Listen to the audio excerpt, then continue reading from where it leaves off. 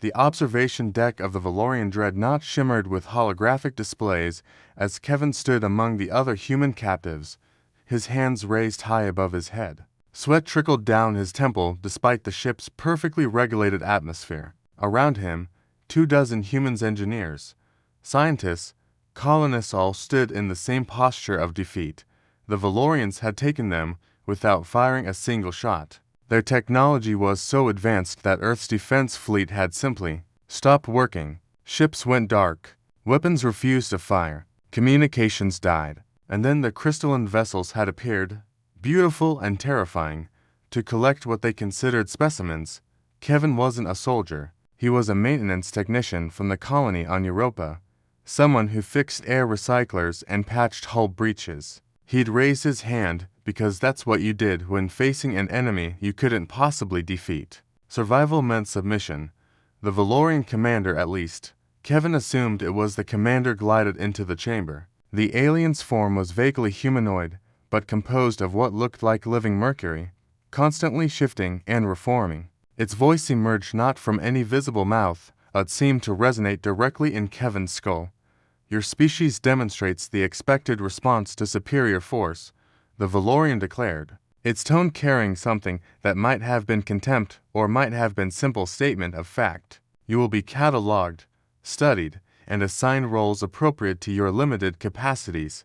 Kevin felt anger flash through his fear. Limited capacities. Humans had reached the stars through sheer determination and ingenuity. They'd built colonies on hostile worlds, survived wars, plagues, and near-extinction events.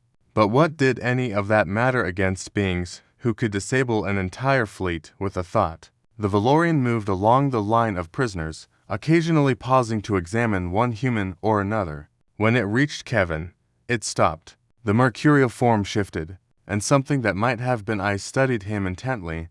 This one shows elevated cardiac activity and increased neural firing patterns inconsistent with pure fear, the Valorian observed. Curious. Before Kevin could respond, alarms erupted throughout the ship. The holographic displays turned crimson, and a sound like breaking glass filled the air. The Valorian commander's form flickered, destabilizing. Impossible, it said, and for the first time, Kevin heard emotion in that resonating voice. The Nexus. The Nexus is dying. The ship lurched violently. Kevin stumbled, but kept his hands raised. Even as chaos erupted around him, other Valorians rushed into the chamber, their forms flickering and unstable. They were shouting, if that's what the discordant mental noise could be called, in what Kevin could only assume was panic. Then the ship spoke. Not the Valorians. The ship itself. The voice was ancient, vast, and utterly alien. It resonated not just in Kevin's mind, but in his bones, his cells, the quantum fabric of his being. And somehow, impossibly, he understood it. Valorian collective consciousness failing. Nexus corruption at critical threshold. Emergency protocols initiated. Scanning for compatible alternative. Neural architecture. The Valorian commander turned toward Kevin, its form now barely holding coherence. No, not the primitive. Anything but Ascan complete. Human designation. Kevin Morrison. Neural plasticity. Exceptional. Creative problem-solving capacity. Superior. Survival instinct. Optimal. Compatibility. 73.4%. Kevin's hands were still raised, but now they were shaking. What's happening? The ship answered him directly, and Kevin realized with dawning horror that it was choosing him. The Valorians built me to channel their collective consciousness. They are one mind in many bodies. Efficient but rigid, their nexus, their shared core, has been corrupted by a quantum virus. They are dying. I require a new captain, a new mind to guide me. You raised your hand. I choose you. I was surrendering. Kevin shouted. I wasn't volunteering. Irrelevant. Your gesture was recorded. Your neural patterns during stress indicate adaptability. You will suffice. The Valorian commander lunged toward Kevin, but its form dissolved mid-movement, collapsing into a puddle of silver liquid that evaporated into nothing. Around the chamber, other Valorians were falling, their collective consciousness fragmenting as the corruption spread. Kevin felt something vast and incomprehensible reaching toward his mind, not invading, requesting. The ship was asking permission, in its own way. He could refuse. He could let the ship die along with the Valorians, drift in space until his air ran out. Or he could accept.